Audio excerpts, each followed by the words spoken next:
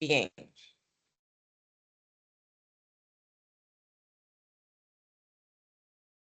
Ah, esta no es. Discúlpenme. Y nadie me dice nada. Sí, profe, ahí aparecía 4, sí, clase 4. Sí. No, apenas vamos para las 2. Ok, ya voy.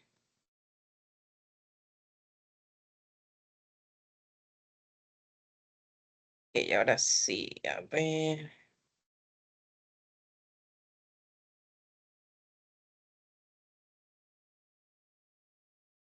Ahora sí, clase 2. No aparece, profe. Sí, Ahora sí, profe, profe. clase 2. Ahora sí, ok. Perfecto. Bien, ¿qué vamos a ver hoy? Vamos a hablar un poco sobre las herramientas básicas en la gestión de salud ocupacional. Recordemos entonces que la salud ocupacional es esa disciplina que busca proteger y promover el bienestar físico. Y muchas veces olvidamos las otras partes del ser humano. El ser humano es biopsicosocial, así que no solamente por la parte biológica o física, sino también la parte psicológica o mental y el desarrollo o el comportamiento social del ser humano. Entonces, los trabajadores también son un ser humano, también tienen esas tres partes en su vida y buscamos que el ambiente laboral sea lo más sano posible, aunque a veces pues ustedes conocen, sobre todo los que trabajan, que no es tan fácil que trabajemos en equipo. Existe mucho la competencia, el celo profesional, existen los jefes exigentes. Ahora, no es lo mismo ser exigente. Algunos estudiantes a veces conversamos de estas cosas. No es lo mismo ser exigente que solicitar que el trabajador sea responsable. En cuanto a la parte internacional, tenemos principios de salud y seguridad ocupacional que están respaldados por la OIT, por la OMS y que estas son las organizaciones a nivel internacional que garantizan las condiciones laborales seguras y saludables. Ahí están los convenios que tenemos con la OIT, los que están reconocidos, obviamente. Tenemos las guías, los protocolos que dicta la OMS para ciertas situaciones o para ciertos trabajos. Y en base a eso, entonces, el contexto legal panameño trata de abordar algunos temas. Entonces, aquí tenemos la Constitución, tenemos el Código Sanitario y algunas normas complementarias, decretos o leyes que han salido a lo largo de los años y que buscan entonces tratar de implementar medidas de prevención y vigilancia de salud en los trabajadores. Tenemos protocolos de evaluaciones médicas ocupacionales. Recordemos que las empresas privadas o públicas, gubernamentales, deberían tener una cierta promoción de salud, hacer ferias de salud dentro de la empresa, hacer giras de salud, solicitar que la Caja de Seguro Social o el MINSA acudan al lugar de trabajo para hacer evaluaciones médicas periódicas o incluso generar a nivel privado ferias de salud que involucren a los trabajadores. El protocolo de evaluaciones médicas ocupacionales entonces no es más que el conjunto de procedimientos clínicos y administrativos que permiten valorar el estado de salud del trabajador en relación con los riesgos inherentes a su actividad laboral. Cada puesto de trabajo tiene sus riesgos, incluso un oficinista tiene riesgos.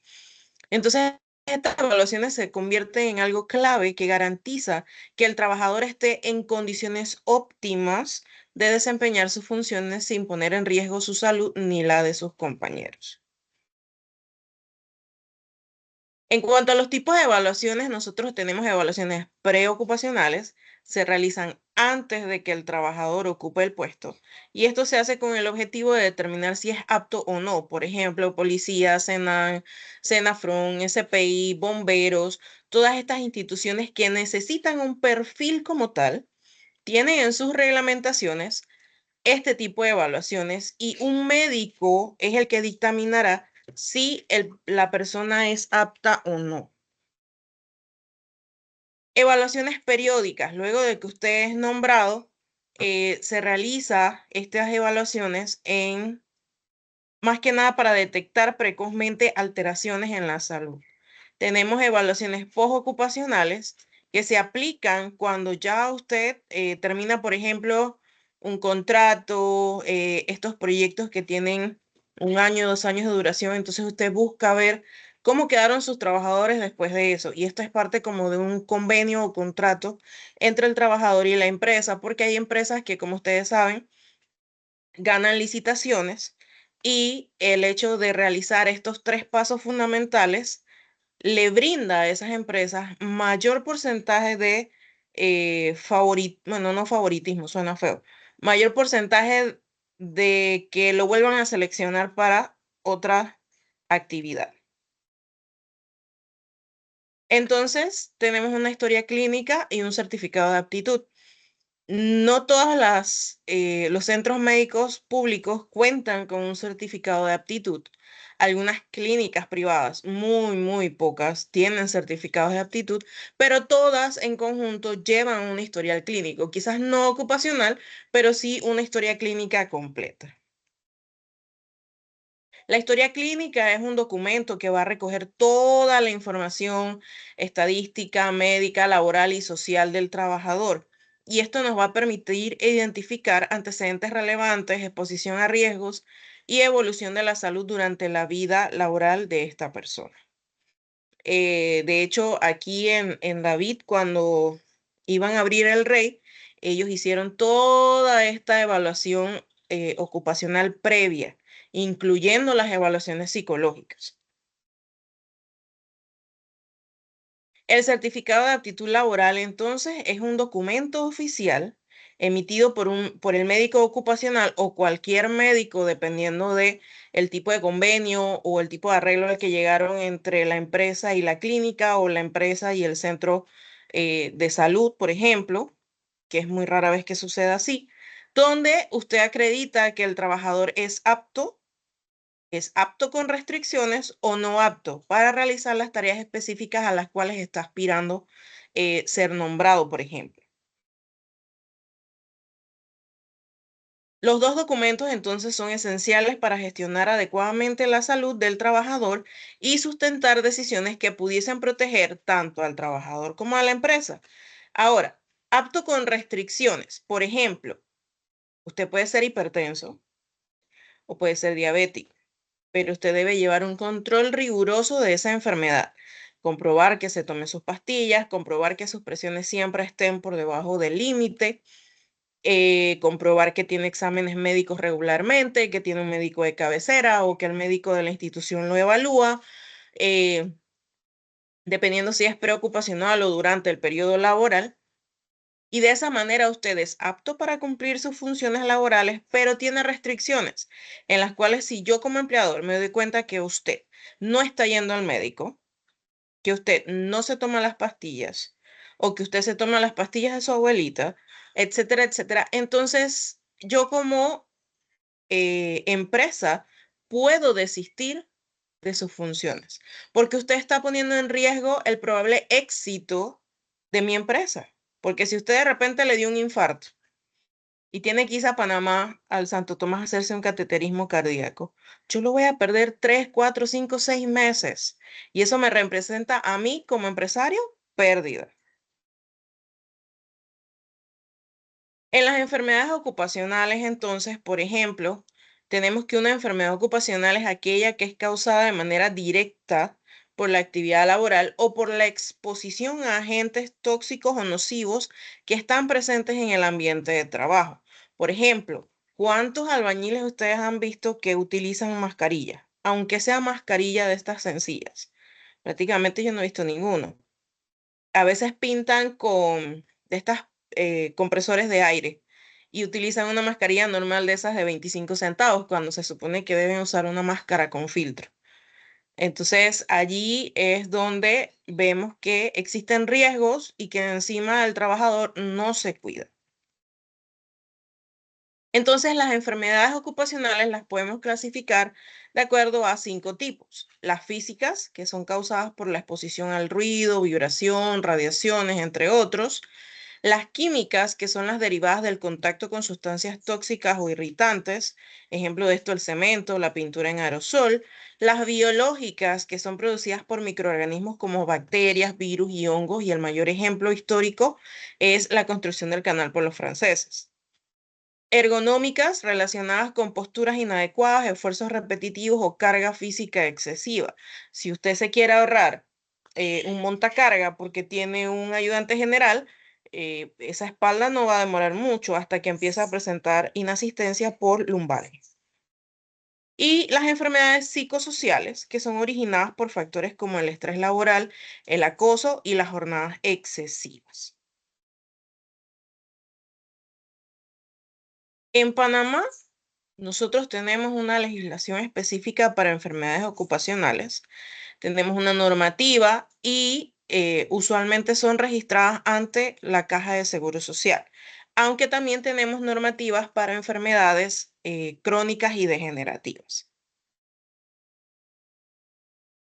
En cuanto a los accidentes laborales, no recuerdo si les mencioné en la clase anterior que a veces el trabajador no informa o le pasa el accidente, se queda callado y un par de meses empieza con molestias. Y nos damos cuenta cuando hacemos la historia clínica que son secuelas de ese accidente que nunca reportó. Entonces, un accidente laboral es un suceso repentino que ocurre durante la ejecución del trabajo y que causa lesiones, enfermedades o incluso la muerte. Los accidentes laborales deben ser investigados para establecer sus causas y prevenir su recurrencia. Entonces, si usted no notifica su accidente porque tiene miedo de que lo voten, encima viene otro compañero, le pasa lo mismo y tampoco reporta el accidente, entonces se vuelve un ciclo vicioso dentro de la empresa que nunca vamos a saber cuál es el problema si nunca hay un reporte inicial, si usted no le dice a su jefe que se lesionó, que se cortó, entre otras cosas. ¿Cuáles son las características de un accidente laboral? Ocurre de forma inesperada, está relacionado directamente a la actividad laboral y pueden ser prevenibles con controles adecuados. Los accidentes son un 90% prevenibles, o sea que yo puedo evitar en 9 de cada 10 trabajadores que se lesionen en el trabajo, que tengan un accidente en el trabajo. Algunas empresas incluyen dentro de su reglamento una cobertura laboral para este tipo de situaciones. Por ejemplo, cuando usted va de camino a su casa, perdón, de camino a su trabajo, y después cuando regresa de su trabajo a la casa. Ahora, si hoy es quincena, usted salió de su trabajo y se fue al súper antes de llegar a su casa, ya no se considera accidente laboral, porque usted se desvió de su ruta. Entonces tenemos accidentes leves, graves y mortales. Los accidentes leves no generan incapacidad laboral o por lo menos puede ser 1, 2, 3 días. Es de corta duración. Los accidentes graves que producen incapacidad temporal o permanente, por ejemplo, me corté con un disco de corte eh, y aunque solamente me dan 3, 5 días de incapacidad, la recomendación general, y a veces lo escribimos en la incapacidad, es que por lo menos de 15 a 30 días no se esté sobrecargando de trabajo, no esté levantando peso, si fue en las piernas no se esté agachando ni subiendo escalones. Entonces prácticamente ya se va un mes ese trabajador. No es que se va para su casa, pero tiene recomendaciones. Y los accidentes mortales entonces que provocan la muerte del trabajador. Plan de salud ocupacional. El plan de salud ocupacional es un documento en el cual usted hace una estructura, unas actividades, unas estrategias que lo ayudan a usted a promover y prevenir riesgos laborales en su empresa. Este plan siempre va a estar alineado, según la legislación en Panamá, con estándares internacionales y de acuerdo al tipo de labor que realizan dentro de esa empresa. Este documento debe poder ser actualizable, o sea, que yo puedo cambiarlo. De repente usted tiene una matriz y simplemente la adapta a un trabajo en altura, a un trabajo de albañilería, a un trabajo de pintura, a un trabajo en oficina. Debo poder adaptar mi protocolo o mi plan de acuerdo a la empresa donde estoy laborando. Principalmente yo hago un diagnóstico de las condiciones de trabajo. Identifico riesgos y priorizo cuáles son los más importantes o cuáles debo solucionar más rápidamente o de primero. Debo gestionar programas de promoción y prevención, charlas, capacitaciones, orientación, sobre todo cuando llegan trabajadores nuevos o si la empresa acaba de abrir. Procedimientos para la atención de emergencias, de repente tener disponibles los números de emergencia. A veces cuando dicto cursos de gestión de riesgo, los pongo a hacer la tarea de que me traigan en un papel pequeñito todos los números de emergencia dentro de la ciudad o cerca de su área de trabajo, para que ellos conozcan entonces dónde tienen que llamar para solicitar de repente una ambulancia, los bomberos, la policía, etc. Evaluación periódica del estado de salud de los trabajadores. Esto recuerden que es muy importante. Hay trabajos en los cuales yo requiero conocer el estado de salud del paciente cada mes, cada 3 meses, cada 6 meses o dependiendo el plan que yo haya programado para ese proyecto o para esa empresa. La vigilancia entonces de los trabajadores se orienta más que nada a detectar precozmente alteraciones de la salud relacionadas al trabajo. Si constantemente un trabajador reporta que tiene dolor de espalda, usted le va a dar seguimiento. Usted va a hacer observación directa, ni siquiera necesita preguntar. Usted solo escucha y hace sus evaluaciones. De repente la mecánica para agacharse no es la adecuada, de repente no se sienta, de repente no se levanta, no hace pausas activas. Entonces debo hacer las correcciones en el momento en que las identifico. Esta vigilancia me permite establecer tendencias, corregir deficiencias y garantizar que las condiciones laborales no deterioren la salud del trabajador.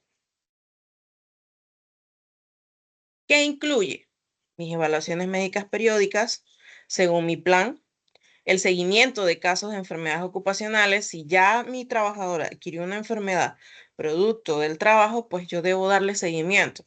Hay enfermedades que son degenerativas, hay enfermedades que se agravan con el tiempo. Monitoreo de la exposición a agentes de riesgo, programas de control médico específicos según el sector productivo. Aunque, pues, más que nada, siempre este plan o control médico es general para cualquier tipo de labor. Ahora, si usted trabaja en una finca, está constantemente fumigando y su trabajador su empleador es responsable y tiene un plan de trabajo de salud y seguridad ocupacional, entonces yo le hago exámenes específicos para su labor. Sí, le mando todos los exámenes generales